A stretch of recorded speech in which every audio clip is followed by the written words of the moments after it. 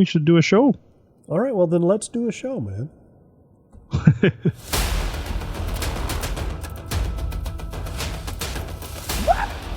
No, it's back. Give it to the quarterback. No, we got the running back.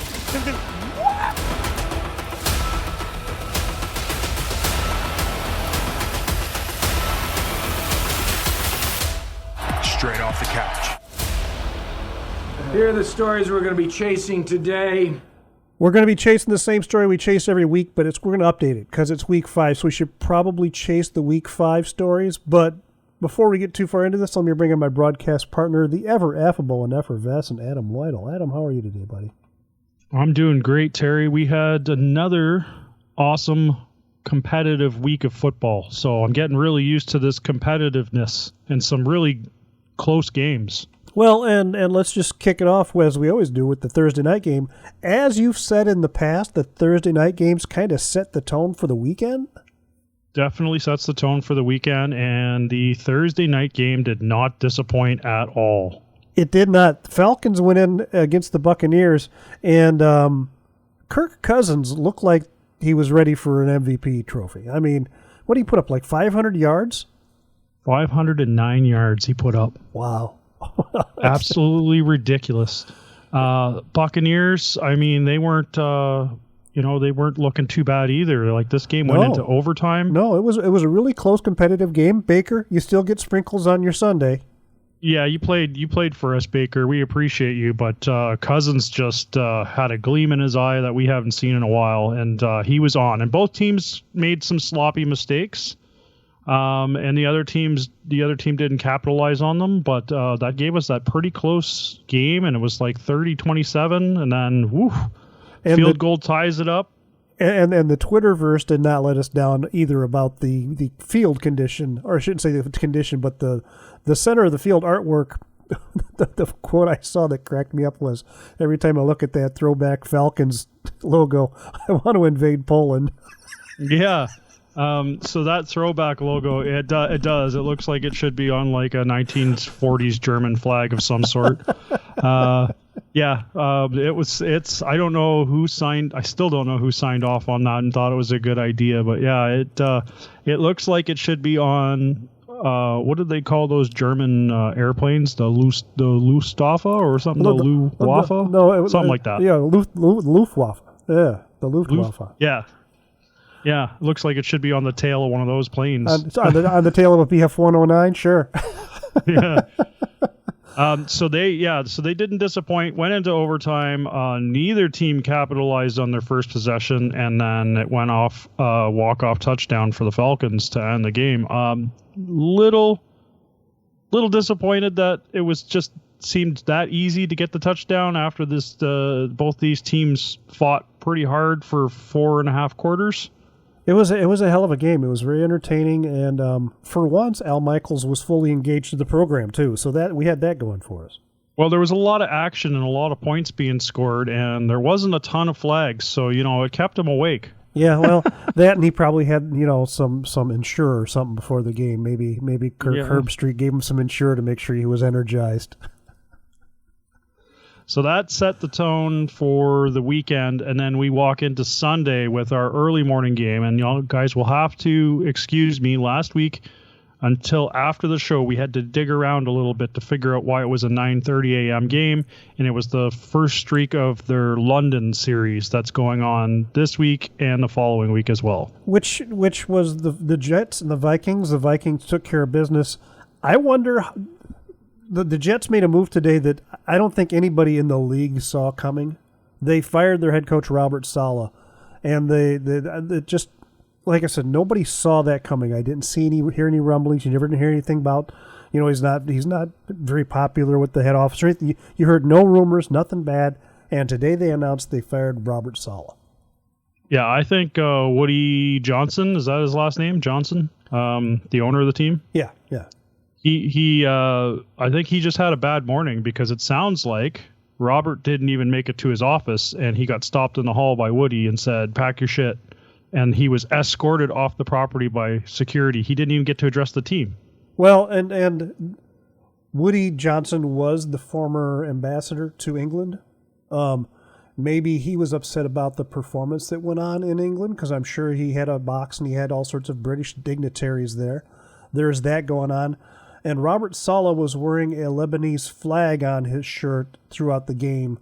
And maybe Woody didn't want him dipping his toes into the political arena. Maybe that had something to do with it. But they've never really. But I think with a last name like Saleh, and just looking at the guy, you'd think that he's got some Lebanese in him, and they do allow the players to wear the flag of their nationality on the back of their helmets as well. So yeah.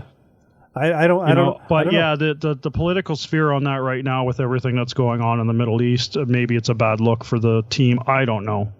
It's bad juju all the way around. Yeah. And that like I said, the Vikings took that one handily, and that brings us to the noon games. We had the Panthers at Chicago. That was quite a game. It was quite a game. And that was our quarterback Caleb Williams. That was his second 300-yard passing game. Put up 36 points. He's starting to find his stride for sure. The Bears look good in all three phases of that game. Either that or the Panthers just looked awful. Panthers couldn't get anything done. The Panthers are probably the worst team in football right now. And if you don't go in there and kick their ass, there's something wrong with you as a team. If that had been a competitive game, I'd have been worried. Yeah, so that was a nice surprise. I thought that would be tighter, but the Bears looked pretty good, so they deserved that win for sure. Not a lot of mistakes. No turnovers, and nothing really that jumped off the page at me. Brings us to Browns at Washington. Cleveland doing what Cleveland does. There was a little bit of controversy. Deshaun Watson appeared to walk off the field at one point in time, but yeah, he looked like he was done. He looked like he was done, but you find out after the fact there was only 10 guys in the huddle. and he walked off because he had, hey, where's my other guy? Yeah, and sometimes those headsets don't work too well. Yeah, they have interference and stuff. So bad optics, but once you hear the story behind it, you go, okay, I can kind of see that one. I'll give you the benefit of the doubt there. But Commanders look good. I honestly didn't see that coming. The Washington Commanders being 4-1 right now, like they commanded. Yeah, they look really good. They're a complete football team. That brings us. I'm sorry to say this. It brings us to Dolphins at New England. What happened? That was an awful game on both sides of the ball for both teams. It was awful. I know that these divisional games are usually pretty tight, and we were expecting a defensive battle, but neither one of these teams has any offense. No, it was 15-10 was the final score, and if I'm not mistaken, the Dolphins did most of that stuff in the second half, didn't they? Yeah, it was another one of those 6-3 games for the majority of it. Yeah, and yeah, it was just it was hard to watch. It was a really hard to watch game. The Patriots are just hard to watch. So I'm sticking by them, but man, oh man, it's a rebuild year for the sixth time in a row. And that brings us to Colts at Jaguars. Jaguars Indianapolis goes into Jacksonville, and it looks like a really good game. I mean, 34-37 was the final. 37 going to Jacksonville, of course. Are they getting healthy finally? Is Jacksonville figuring things out, or was that just the Colts had a bad outing? No, the Colts were doing really well. Flacco was balling out. He threw for 400 yards, I believe. He looked amazing. It's just the Jags started to figure stuff out. They got their running back with his legs underneath them. They realized they didn't have to pass the ball every play to make Trevor Lawrence look awful, because his completion percentage hasn't been great this year. So they started handing the ball off, and they started making some ground. And it was a shootout for a little while. Flacco came back, and then the Jags came back, and Jags finally kick a field goal to win the game. But it was a solid game, and surprisingly, I didn't have the Jags winning their first game until next week. They did it a week early. Oh, no, don't say it. You mean like week 7, right? Not week 6? I said week 6 because London's kind of like their hometown now. Like they play back to back there twice a year, right? They're playing Chicago, and I don't. Anyway, moving right along. Bills go into Texans, and at first I thought that was going to go a completely different way, because it was like 17-3 at one point, and I thought, what is going on with Buffalo? But they pulled it together, and they kind of made it a little competitive. There's some controversy with Josh Allen possibly suffering from a concussion. So same thing happened in our Sunday night game with Justin Fields. Concussion, looks like a concussion, out for one play, and then back in the game. And it's like, how did he pass concussion protocol that quickly? And the same thing happened with the Bills, as you're discussing right now. Like, Mitch Trubisky came in for one play, and he got the ball moving. Son of a Mitch.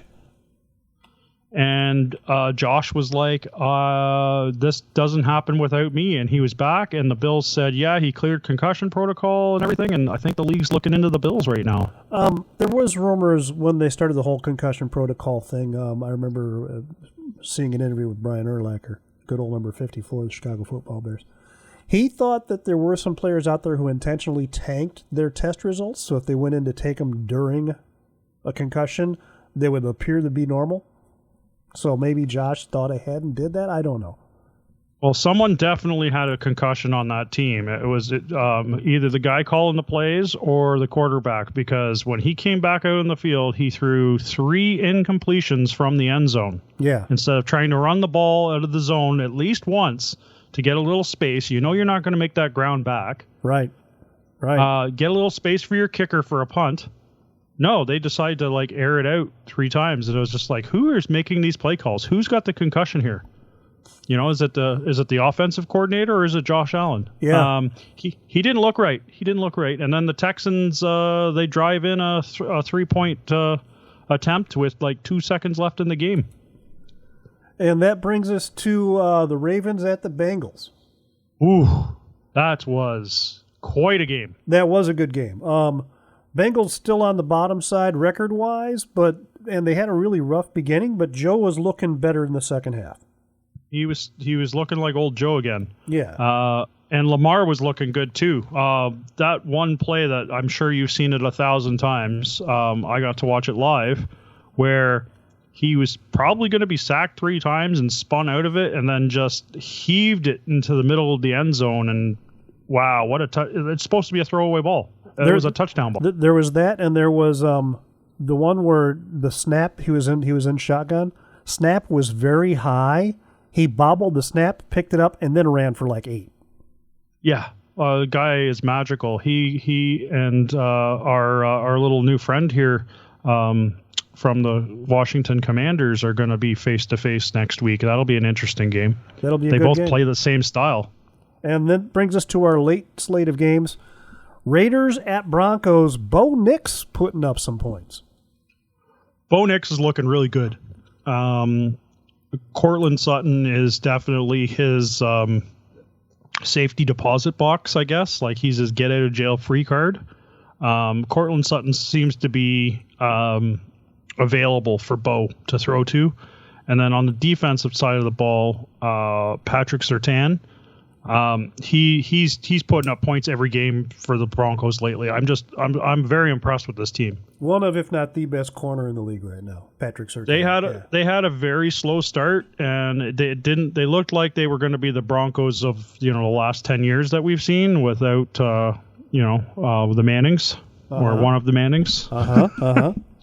Peyton. As soon as Peyton left, that team just went to trash. So now they have a new Peyton. They have a Sean Payton instead. And that brings us to Cardinals at Niners. I didn't expect this game to go the way it did. Cardinals won it 24-23, but that was a pretty competitive ball game too. It was awesome to watch. It was competitive football. I had San Francisco on this one. I thought for sure San Francisco takes this game, but the Cards did what they had to do. I had the same thought. And Kyler Murray rolling out, and I thought he was going to, hand it off or do a quarterback option, and he stopped and he threw a dart to the tight end, not the tight end, Marvin Harrison Jr. Threw a dart to Marvin Harrison Jr. in the back of the end zone, and nobody was around him. It was like there was a hell of a play. I've never seen that kind of performance out of a Cardinals team before.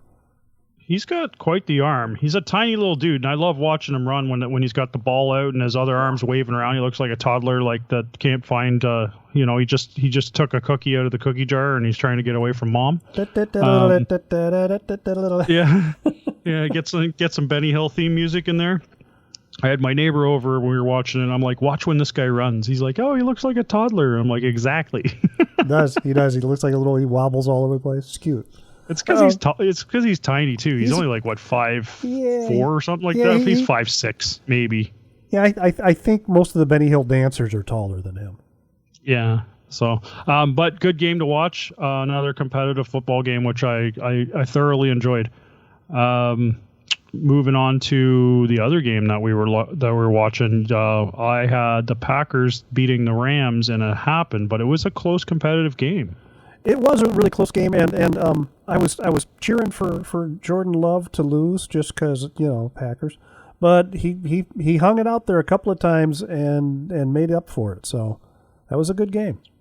Yeah, it was. It was a defensive game. A lot of it. I didn't see a lot of like lights out crazy plays that we were going to talk about on Monday, but yeah, it was a competitive game which I enjoyed. And we got the Giants at Seahawks. Giants going to Seattle and hang 29 on the Hawks. I didn't see that coming. I didn't see that coming either. I just can't believe that the Giants have learned how to play football all of a sudden, and the Seahawks are looking a little stale. Well, after the outing they had, in week 4, there's a little bit of a letdown occurred. So, yeah, I guess they got the wind knocked out of their sails. Yeah. That covers our Sunday early and late windows. And that brings Sunday Night Football. The so-called America's team versus the Steelers from Pittsburgh. Dallas goes into Pittsburgh and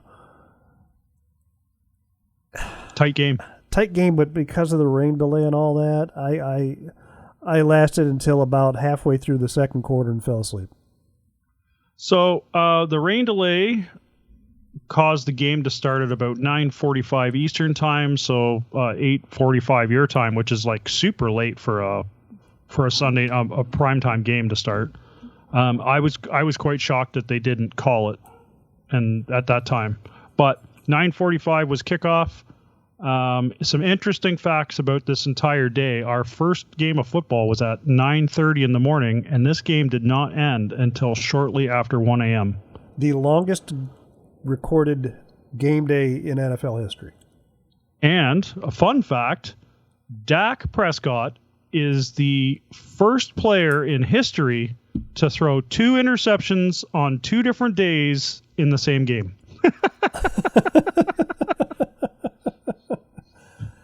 Yeah, I don't know why he's the highest paid player in the league right now. And they still somehow won that game. The Steelers defense, unreal. Blocked field goal, blocked punts.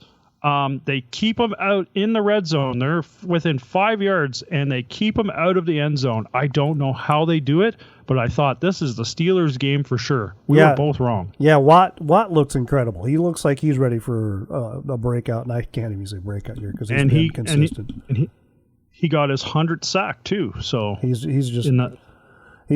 incredible. We can't. There's not enough superlatives to hang on Watt. He drives everything. And that brings us to last night's game, the Monday night game. I don't even know where to start. Okay, so I'll say this. The Saints did not look like the Saints in the first 2 weeks. We didn't get the same team. I didn't see a lot of help from the refs on the Chiefs side. Oh, but I did.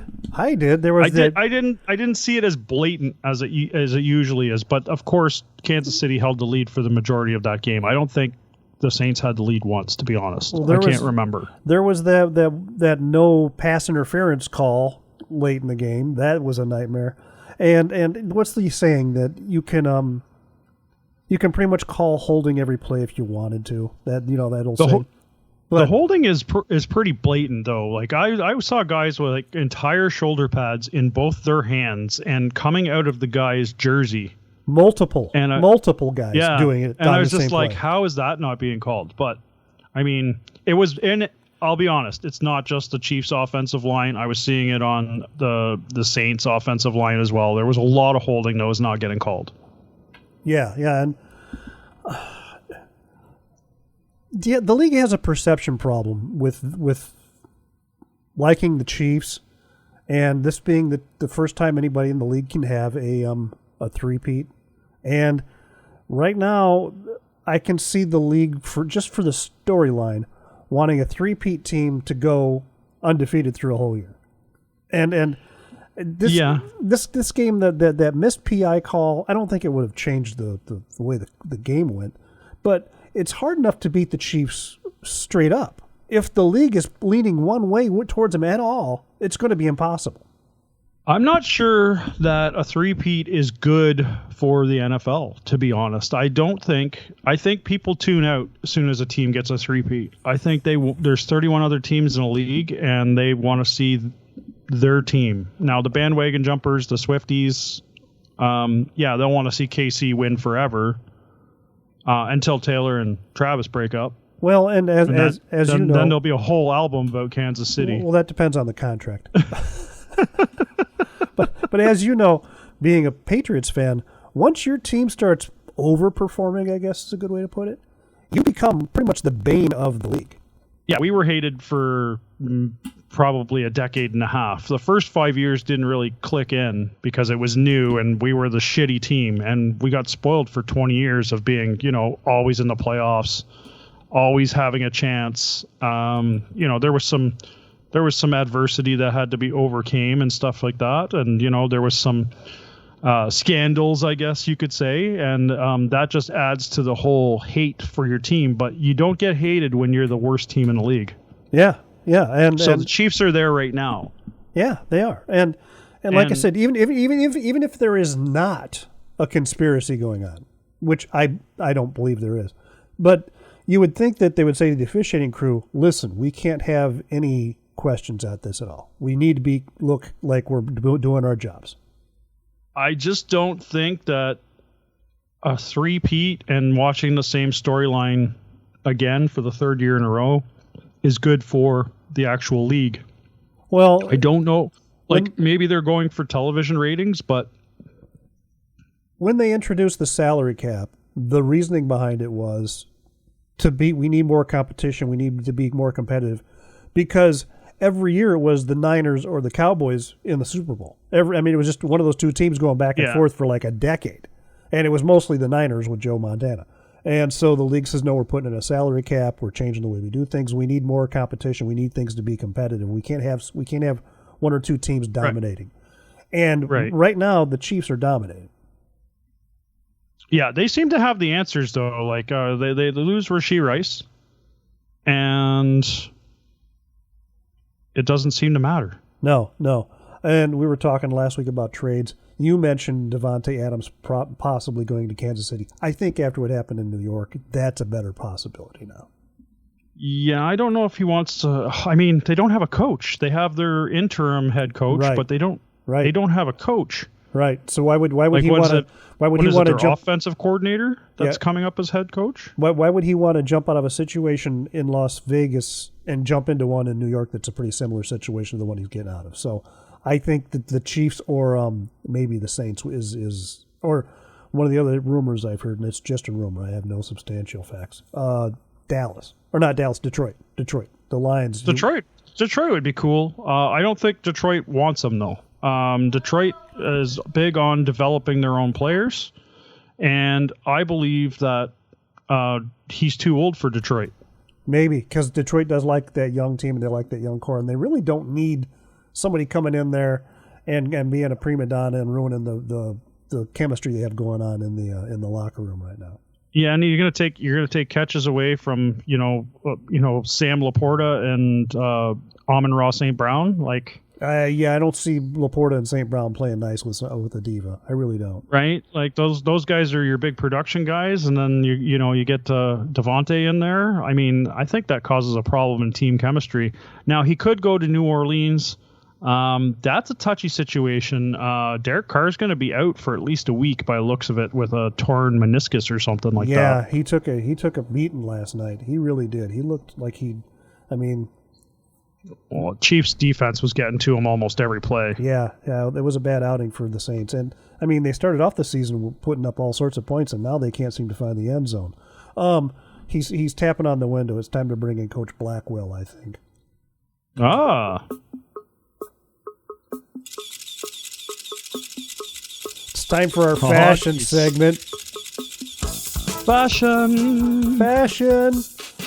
All right, this week we had Denver Broncos come in their 1977 throwback uniforms, and they looked lovely. Fabulous. The Arizona Cardinals and Buffalo Bills and the Colts all came in head to toe, full white. White pants, white shirt, white hats. Loved it. Probably the most thrilling fashion statement of the week was the Texans came out in their all-black, alternate H-Town uniforms. You know, honestly, I thought those looked pretty good. I thought that was a good-looking uniform. I liked everything that they did about them, especially the H-Town across the back of the helmet as well. Yeah, that was a nice touch. Cool. That was a nice touch, yeah. The Jacksonville Jaguars wore their Lucky Charms this week. They came back with their 30th anniversary throwbacks, and they look pretty good. But they're not that much different than their current uniforms. So. Rams did a little thing. Don't know if you noticed, Terry, but they went with the navy tops, and they didn't go with the white pants. They went with bone. Yeah, pants. The gray bone pants, because everybody likes a tight bone in white tight pants. Gotta keep those bones in those pants. Dolphins, oh yes, the fish, the Dan Marino fish. They came out in full whiteouts this week as well. So a lot of whiteouts going on. And then Terry, you said to me a few weeks ago, you said, Coach Blackwell, I would love to see the Saints wear a black helmet with a gold fleur-de-lis. Well, they were listening. Loved it. They came out with a black helmet, full whiteout uni, and the gold fleur-de-lis because you have to have a little bling. Did you catch the subtlety of the decorative part that went across the crown of the head? Those weren't little dots. Those were little small fleur-de-lis. Were they really? Yeah. Yeah, I probably could have got a better look because Derek Carr was on his back most of the game, but yeah. That little arrow-looking thing was a bunch of small fleur-de-lis. Really subtle, but really pretty. We just have a couple honorable mentions. The 49ers didn't wear their usual outfits. They wore white pants for the first time in forever. Hated it. Throwbacks. Hated it. And then the Commanders, once again, they came out in that burgundy and gold that looks so Redskins, but so delicious.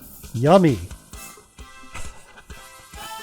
And that'll do everything for fashion this week. I'll see you again next week, Terry. Bye-bye. And Coach Blackwell saunters out of the building. I should say sashay. That brings us to this week's slate of shows. We have the Niners at the Seahawks. Adam, who do you think is going to take this one? So this one's a tough one. Seahawks have to bounce back from two bad games. Well, they're not bad games. They just didn't win them. They were embarrassed at home last week with New York coming into town and beating them by 9. 49ers, man, oh man. They have to feel kind of upset about losing by 1 point to Arizona, but that's a divisional mashup between those two, so it can go either way. I don't see the 49ers going into Seattle and getting it done. I think the Seahawks take this one by a field goal. You know what? The Niners, they're having an off year. They can't seem to figure a lot of things out. I think they're missing Christian McCaffrey a lot more than they want to admit. But I think they're going to get healthy. I really do. I think the Niners are going to win this one. I think they're going to get healthy, but in a few more weeks. I don't know. Seahawks, Geno wasn't Geno against the Giants, and he couldn't get Lockett and Metcalf going. And I don't think the 49ers have an answer for DK Metcalf. Well, we'll find out. So you're going Seattle. I'm going Niners. That brings us to the early Monday, early Sunday morning game in London. The Jaguars supposedly at Chicago, but let's face it, that's basically a home game for. It's for the Jags. Yeah, it's basically they're there for 2 weeks, so they get to acclimate. It's kind of funny because I think what happens is the Jags get the Bears, and the Bears are the home team in London, and then the Jags stay in London, and next week the Patriots visit them, and then the week after that, I believe the Bears and Patriots actually play each other. So there's going to be some jet laggy things going on. Yeah, it's going to be fun to watch. A couple of the Bears' defensive backs aren't making the trip, but they could later. They're in the concussion protocol. So if they feel better and they clear protocol by, I want to say Thursday, then they can hop on the plane and make the game. But right now, it looks like there's is it Johnson? Jalen Johnson's not making the trip. Yeah, but that could change. I mean, and they're going to probably private jet him out there anyway. So yeah, they probably jetted him over there as it was. Yeah. What is it, like a 6-hour flight to London? I think yeah, that's about right. 6 hours. I know they're 6 hours ahead of us. So yeah, 6 or 7 hours in the air. I haven't looked it up lately. That brings us to the early slate of games. We have the Buccaneers at Saints. That's a divisional game. I expect that one to be close, but ultimately I believe the Saints beat the Buccaneers. It just seems like the Saints have the Bucs number historically. Really, without David Carr and Taysom Hill? Well, we don't know about Taysom Hill yet. He might be back. Derek Carr being out. I think Baker eats on this one, but the Saints defensively have always destroyed the Bucs somehow. I would go the other way, but this, I like the Buccaneers and I like Baker. I mean, I just like this division this year. Like this division's hot, except for the Panthers. But the other three teams are awesome. Yeah, they are pretty competitive, and that brings us to Commanders at Ravens. Whoa, Nelly, that's a knockdown drag out of a football game today. I'm really curious of what we're going to see at this game. As I said earlier, we've got Lamar and Jaden, basically both Heisman Trophy winners, both the same style of QB. They both have proven that they can throw up massive points. The Ravens have something to prove, and let's be honest, the Commanders only have one loss. They're 4-1. Yeah, the Commanders are on a roll. So that brings us, I don't know. I really can't call this one. So that brings us to Cardinals at Packers. I wouldn't want to call that one either. That brings Cardinals at Packers. I want to see Arizona come into Green Bay and just clean some clock. Yeah. I wouldn't mind the Cards getting hot right now since they are touting a losing record at the moment. They're 2-3. So getting to 500 would probably be good for Arizona, and it would keep that division super competitive with LA and San Francisco in it for sure. And the next game, even though it's a divisional game, I think it's going to be a bit of a snooze fest. Colts at Titans. Yeah, I'm not even interested in that game. Although I am kind of watching the Colts these days because of Flacco. I know you like Joe, yeah. You want your cup of Joe. Yeah, I mean, I love Joe Flacco. That guy's 39 years old, almost 40, and he can ball out. Yeah, he's looking pretty sharp. We have Texans at Patriots. I think we all know which way that one's going to go, unfortunately. So yeah, sadly, Drake May will be starting this weekend in Foxborough. So I have to hand this one to the Texans. They just have the experience and they're gelling. The Patriots haven't figured out their identity yet. And as I said for our preseason shows, I would be surprised if this Patriots team pulls off 4 wins this year. Brings up Browns and Eagles. Both those teams seem to be on a downward arc right now. And it's not a divisional game. It's not even the same conference. I wouldn't want to call that one either. I'm calling Eagles easily on this one. They're coming off a bye week. They're coming off a bye week, but traditionally some teams, I'd have to look at the Eagles, but traditionally some teams don't perform well off the bye. So. Oh, we just have to wait for Thanksgiving for that to happen to the Eagles. Then they just tank afterwards. Gotcha. And that moves us to our late slate of games. We have the Chargers at Broncos. Divisional game, 2 teams that seem to be on similar arcs right now, so that has potential to be a good game. I think the Broncos have been too hot lately. They've come on. I think it's time for the Chargers to slow them down. I think this is a field goal game. Okay. Then we have the Steelers at the Raiders. Interesting. Steelers were looking really good. They were looking like they were going to go undefeated, and they've taken a couple L's, but not by much. As I said, Steelers very defensive. Special teams amazing. Raiders are just they got Gardner Minshew and a banged up, offense. They only have Max Crosby on defense. And there isn't a lot going on there. As good as Max Crosby is, you still need more than one guy to win.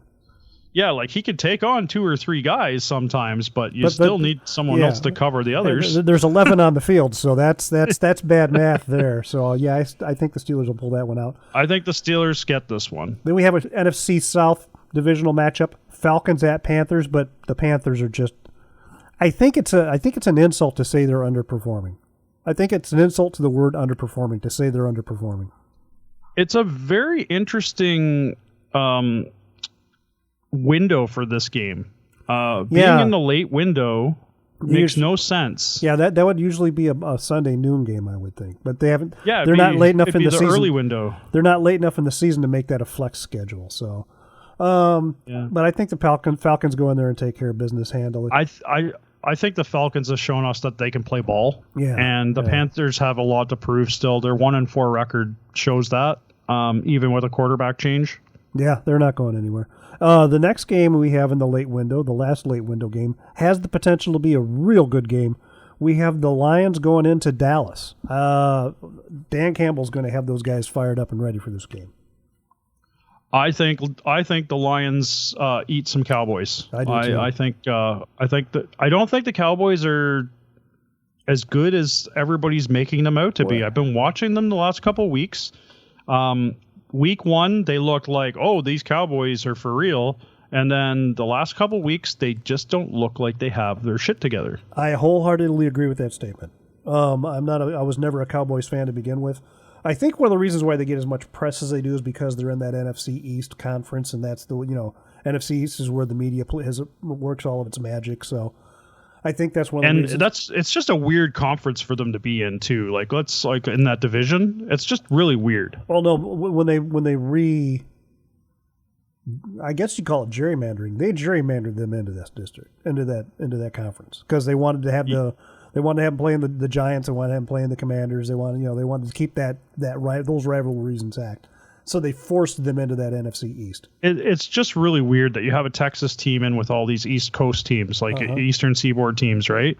It just it always blew my mind. Now Philly's not Eastern Seaboard, but they're Eastern enough. Well, they're in within a. It's a 2-hour drive between New York and Philadelphia. Yeah. Right? It's not far. Yeah. But the Cowboys are 3,000 miles away. Yeah, it's like a 14-hour drive to get to Dallas. Yeah. Doesn't make any sense at all. Brings us to our Sunday night primetime game. Bengals at Giants. Once again, I don't know how this game got this time slot.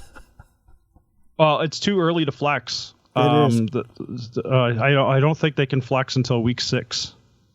But otherwise, I'm sure the league would want. Well, it is week 6. We're talking about week 6 games. So I think week 6 has to be finished, though. Yeah. I think once week 6 is done, then they can flex the games out. But I think Joe Cool goes ahead and takes care of business in New York without breaking a sweat. I agree. I've got Bengals on this one for sure.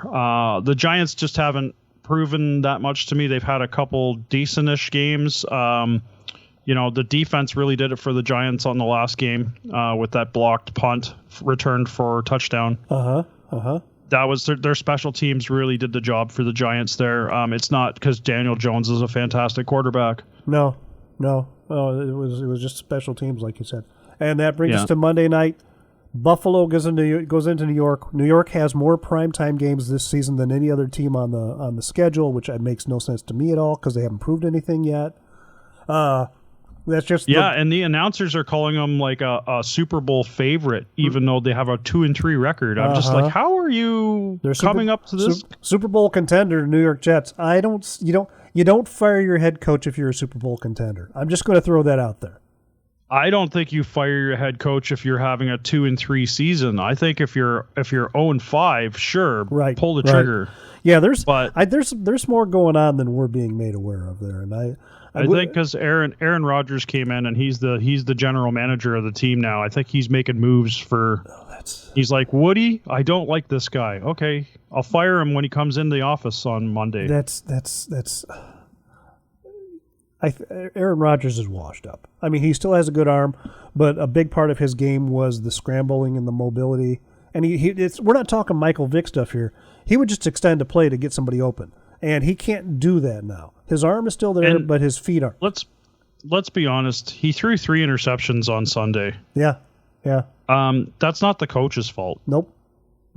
He may have called the play or dialed up the play, but he didn't throw the ball to the other team. Well, and there's another one I forgot exactly when it was on the clock. I'm sorry, but it was 3rd and 2, and they had a run both times. They took 3rd and they got another yard, and they took a 4th down play and they ran it again. And I think shit like that pisses Rodgers off because he wants the ball in his hands. He doesn't want to do that running crap. Even if it's a little screen pass for, where they make a wide receiver look like a running back, he wants the ball in his hand. He wants to throw passes, and I think that kind of shit pissed him off. I mean, if Devontae really wants to catch balls from Aaron Rodgers, he should have played for the Vikings.